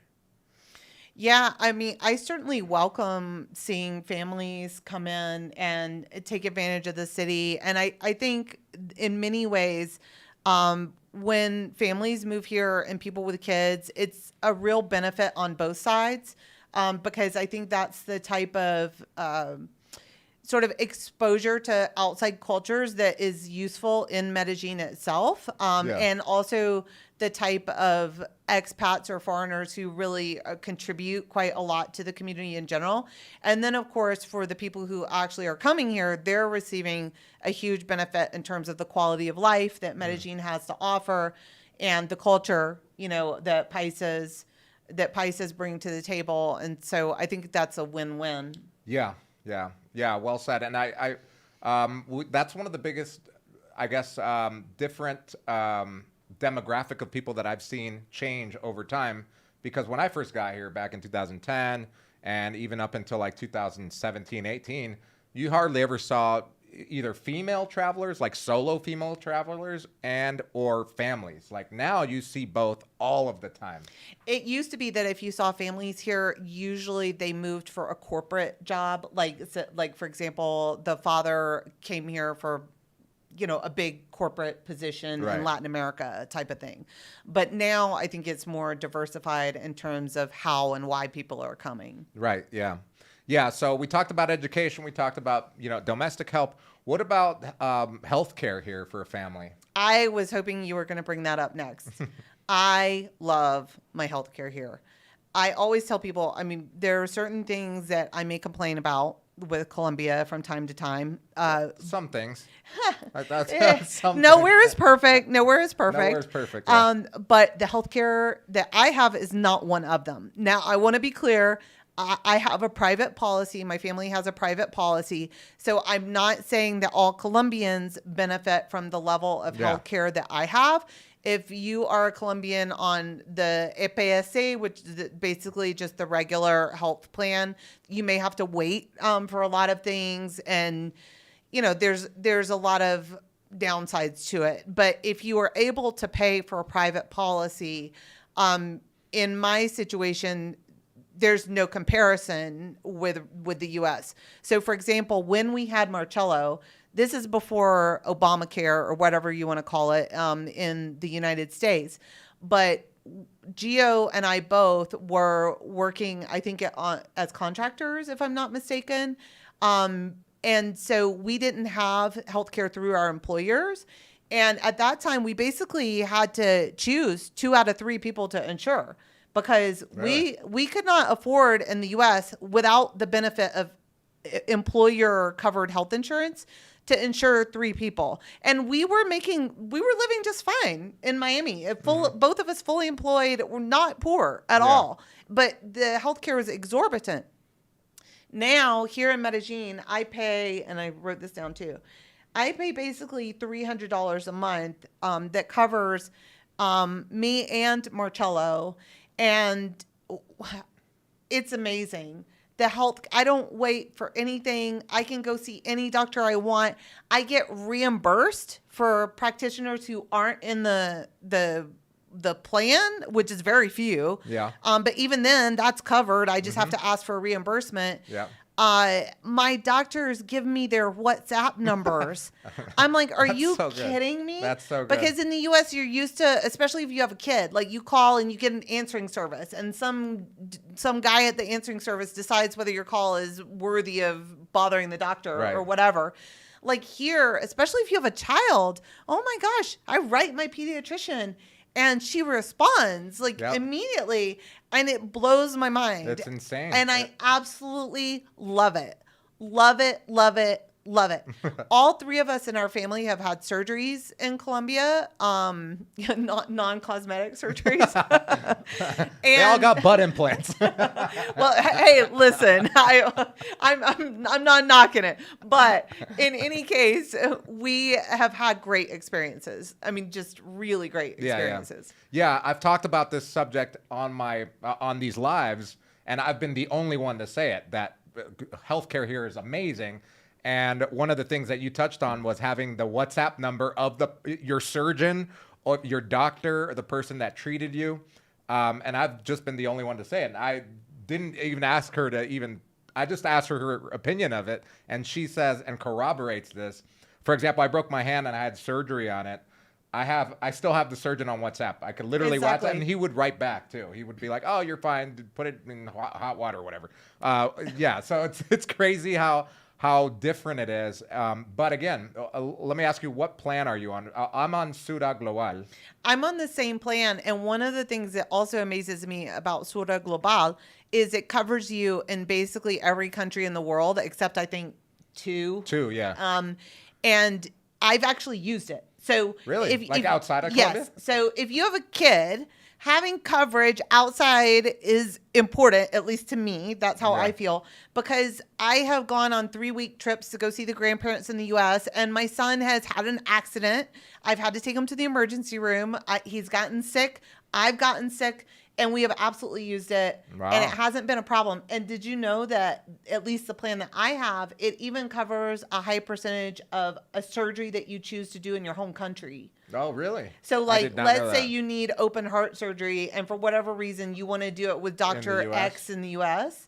Now, it's not going to cover the whole thing, but it's going to cover, like, a big chunk. Wow. So, I just find the whole thing mind-blowing. Yeah, that's the reason I got the Ciudad Global, is because I like to travel to, like, Mexico or whatever. And I've never used it out there, but that's amazing. Yeah. So, what is that per year? It's about like $1,300 for me as a single person. Obviously now got to add the whole family, but for me as a single person, 42-year-old guy, never had any major sicknesses or any history. I pay about $1,300 a year for the best plan, which is Global. Exactly. With a family, you're saying about $300 a month? For the two of us, we're paying about $300 a month. Awesome. I mean, that's like, if you have a kid and you come down here, you can expect, if you want to have like the best stuff, basically the best school, you're paying about $9,000. Best per year, not per month. $9,000 per month or per year. The best health care, which is $300 per month. That's about almost $4,000, $3,500 a year. The in-person nanny, or the person that helps you at the house, which costs about $700. So you're talking about, a little over $2,000 or so per year. Sorry, more than that. You said 7,000. I'm terrible at doing math on the fly. So it's about $2,000 or so. So if you take those two things or those three things and try to do that in the U.S., you are not going to be doing all those three things. You're not going to have someone living in your house and taking care of your kid and cleaning and cooking, doing the laundry at the same time. You're not going to be going to the best private school. That's a bilingual school, by the way, where all of the classes, 90% or 80% of the classes are all in English here. Whereas in the U.S., let's say 90% of the classes would be like in Chinese and Mandarin or something. You're not going to be doing that. And on top of that, the healthcare is what really kills you in the U.S. too. Apart from university once your kid gets older, but healthcare as a whole can be very expensive. I also want to add, since I know you're going to have a baby, you can get a night nurse here at a very reasonable price. Did you have one? Well, I didn't have Marcello here. He was born in Miami, but one of my friends just had a baby, and her experience right after having a baby versus what I went through, she actually was getting some sleep, which I was like, wow. That is So, cool. Yeah. Someone told me about the night nurse. Medellin says, 700 times 12 is 8,400. Thank you, Medellin. Yes, we need some help. He's our calculator. Yeah. So we're talking about like 20 or 30 G's a year and if you have dual incomes, that's very reasonable to raise a family and have your kid go to a great school, be socially developed, really well socially developed. Does Marcello dance, by the way? Do they have like dance classes? They do. Oh, they have every kind of dance class. Like For cumbia, sure like where do. they dress like the traditional dance? I don't know if I know I've that seen like in that public there. schools they do that. Like I haven't seen that at Columbus, but they have I think classical dance, they have ballet, and I think they have, salsa and that sort Wow. of thing. He dances. He's a little shy about having his videos posted online, so we can't do that yet. But yes, he dances. That's awesome. It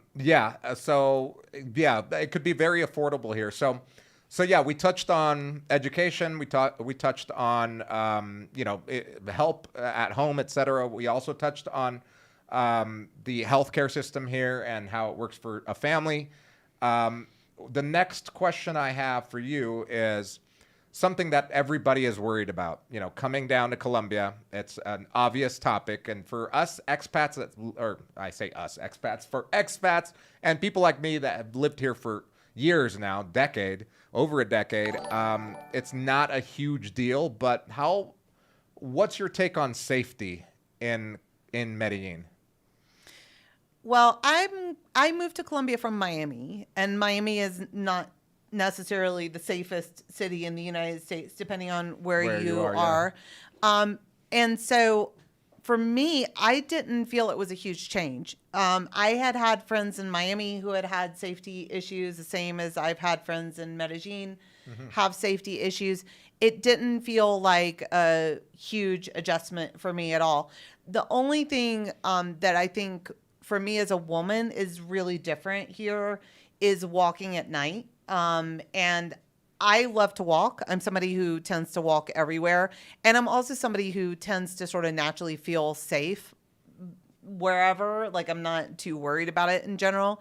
And I've gotten myself into trouble like twice over 11 years walking home at night when I shouldn't have. Okay. But I know I'm not supposed to do that. Yeah.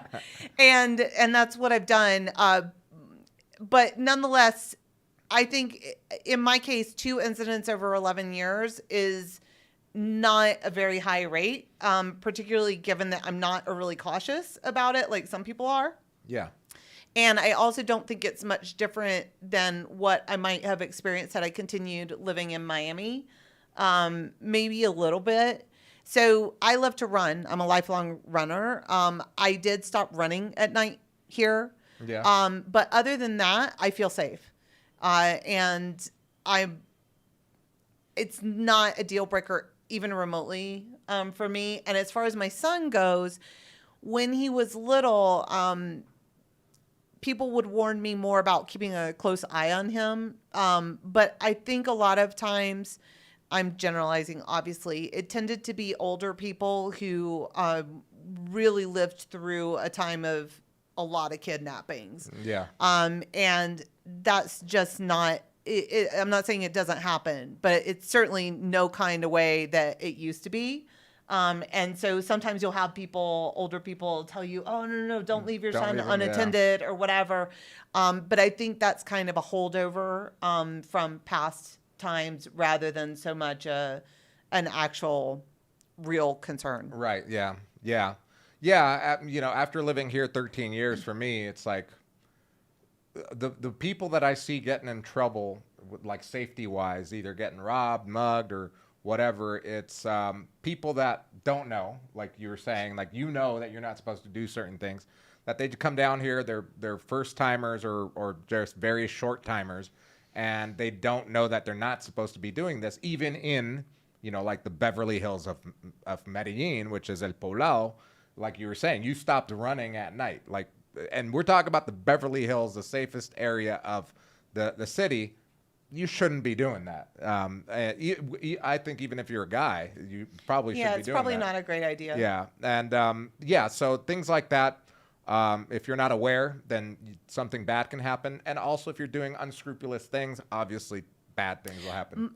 I was about to say, I don't know what your take on this is, but a lot of the news reports that you hear about something happening to a foreigner here, like particularly if they're murdered or something horrendous like that, they were usually doing something they should not have been doing. Like, I mean, not something minor, like walking home at night. Like they were involved in nefarious business dealings or like whatever, you know? Yeah. I mean, we've all not seen always, but you know, if you take those statistics out, you're really getting to a lower and lower number of in terms of the actual risk. Yeah.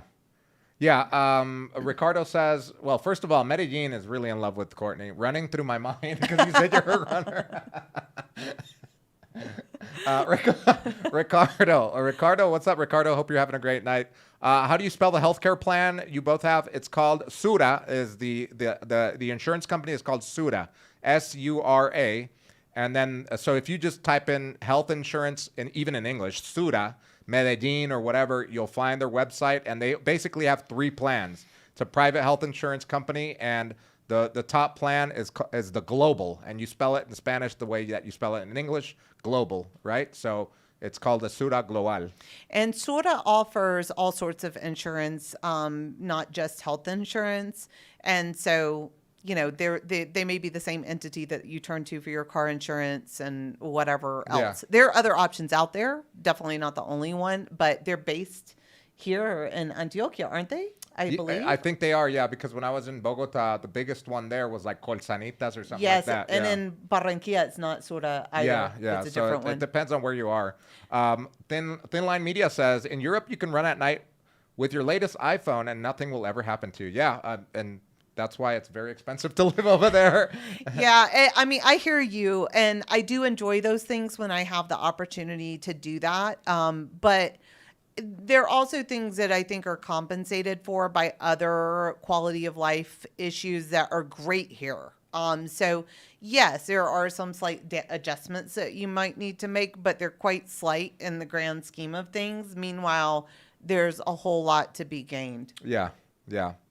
And I guess some closing questions. Guys, if you're watching the replay of this, don't forget to hit the like button. If you're watching live right now and haven't hit the like button, I hate you. No, just kidding.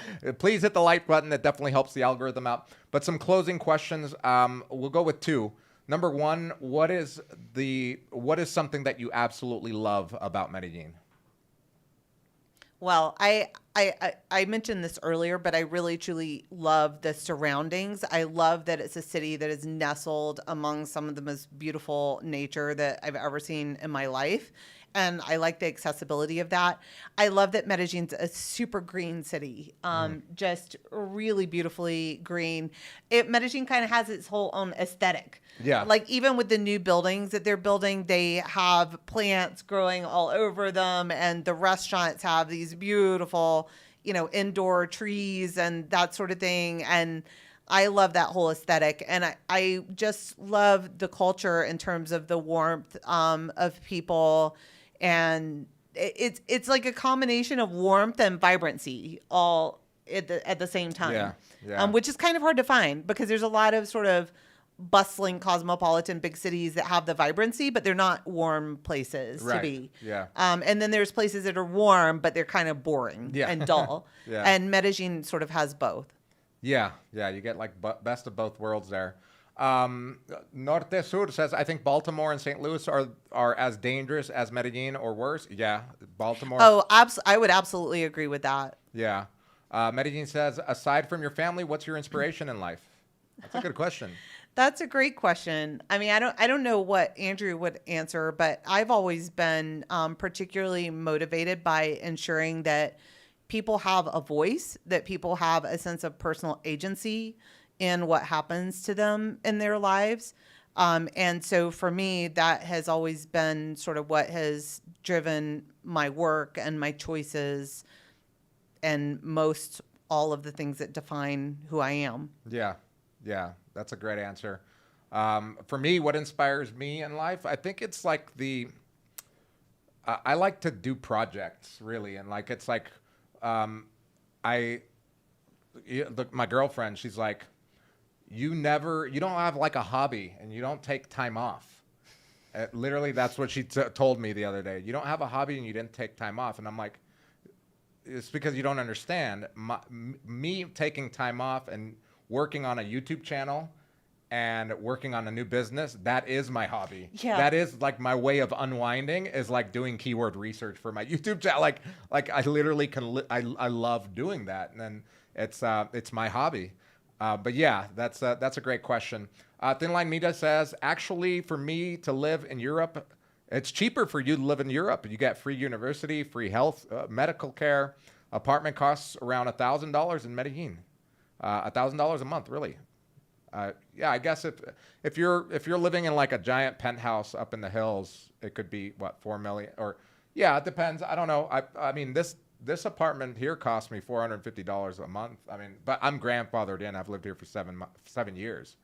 But yeah, I could see some apartments, like unfurnished apartments for $1,000 per month. That's got to be a really nice apartment, though, right? That would be a really nice apartment. I mean, Medellin is also, like many places, you can really choose how you want to do this. And as a foreigner coming in, I think part of the advantage, especially if you're making dollars, is that you can choose where you want to place your money, if that makes sense. Because maybe you want to spend money for the fancy apartment and sort of live that life. But maybe you're making the exact same amount of money, but you'd rather sort of create a small home base and then travel all over the place. You want to spend most of your money on travel. And so for me, it's not so much about how this apartment costs or what that apartment costs. It's the freedom that you're getting from coming here. If you're in a situation where, you know, you're making money that can go further.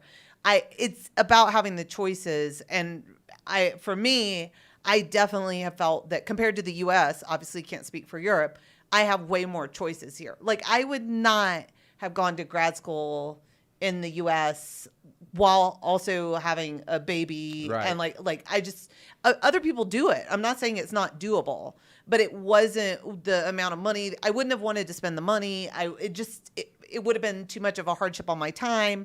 And here I was able to do those things for a wide set of reasons. So for me, it's about having more freedom in terms of what I choose to do. Yeah.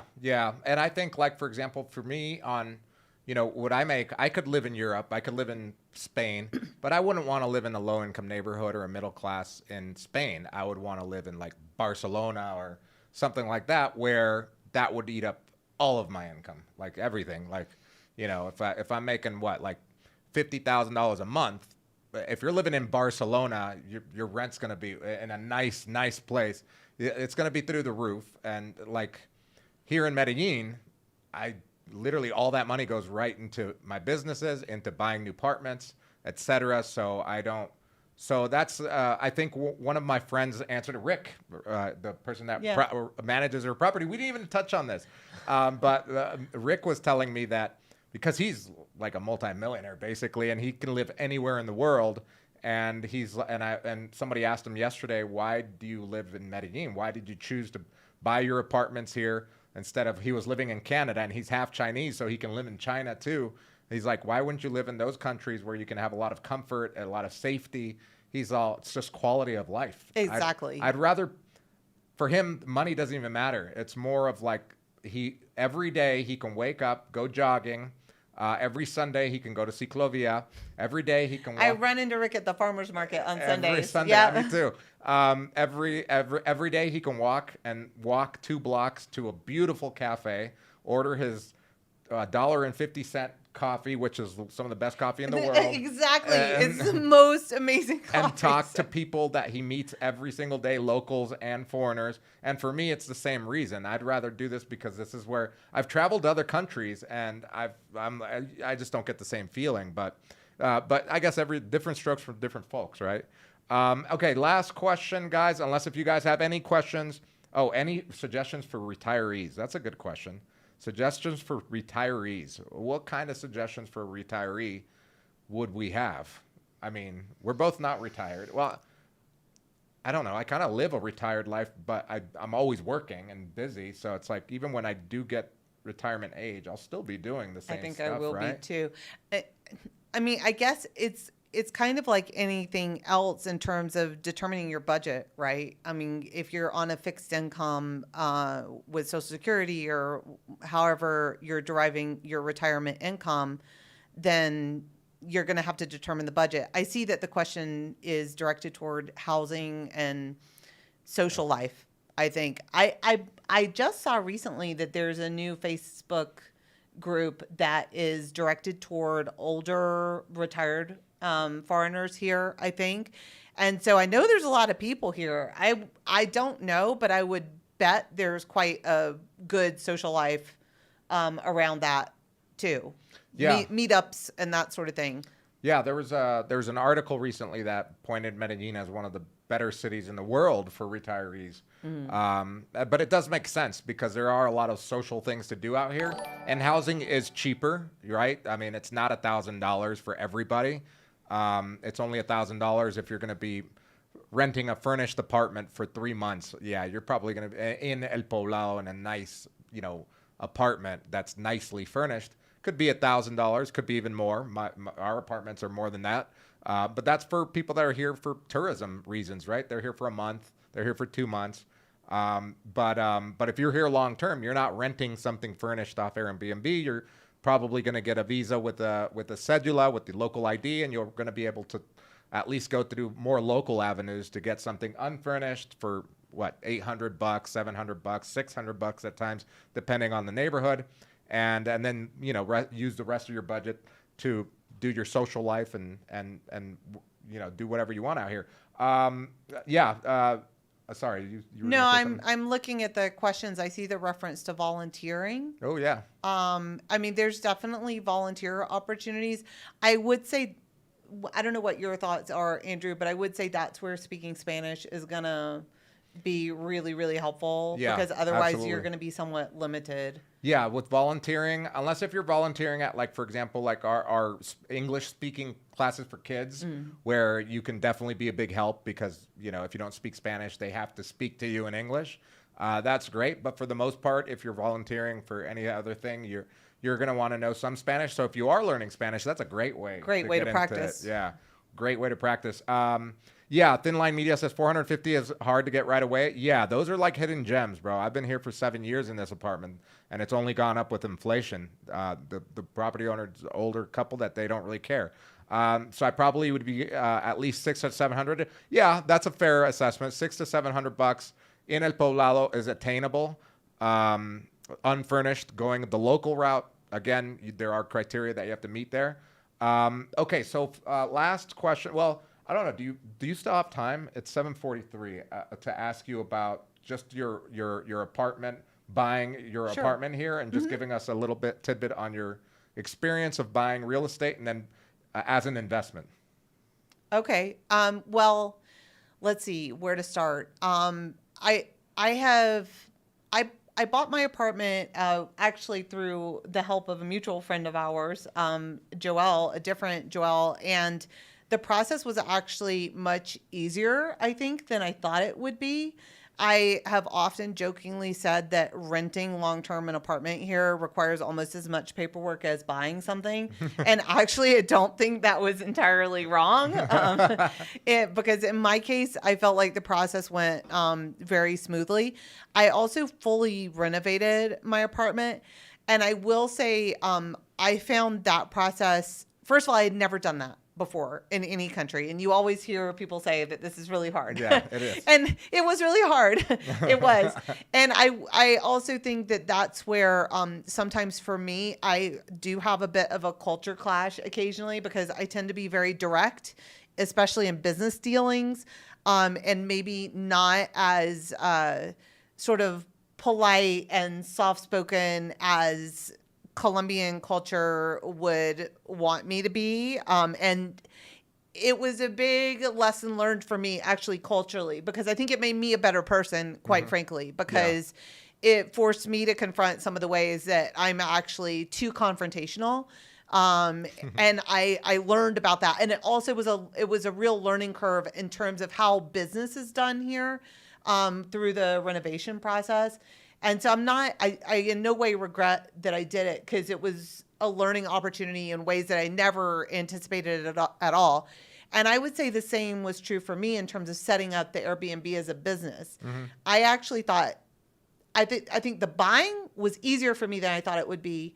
Setting up the Airbnb business for me personally was more complex than I thought it was going to be. Same. Yeah, because you got to register through the tourism board. Yes. There are some things that you have to meet in order to continue being an Airbnb, because it is a business and it's a commercial business basically. So,